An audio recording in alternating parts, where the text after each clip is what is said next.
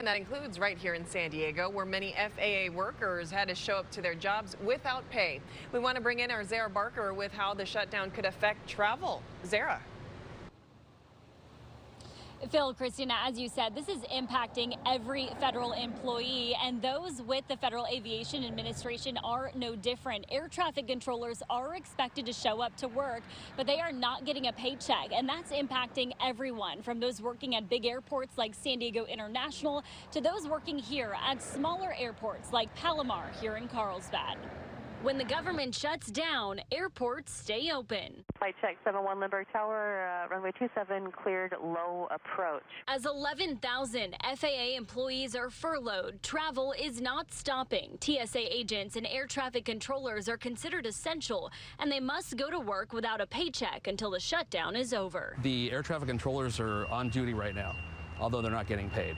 But they're going to work, they're controlling the airplanes just like normal. Kevin Carpe worked as an air traffic controller and manager for 38 years and had been furloughed through a government shutdown in the past. He says flights could be delayed because there's not enough support staff to manage the airspace. Because of the furlough, there might not be enough people to staff every single position in a control facility, especially the larger ones like in San Diego, New York, Chicago, those kind of places. And the shutdown will put a stop to training and hiring. He says those effects would linger for months after a shutdown ends. Nationwide, there's a shortage of air traffic controllers, so any delay in training is going to affect that. The non-essential person, and they are very essential, the human resources, the training departments, the airspace and procedure departments, all the work that they're involved in day to day is going to come to a pause. During the last government shutdown that started in 2018, 10 air traffic controllers didn't go to work, causing flights to stop at New York's LaGuardia Airport. In the control towers and in the radar rooms,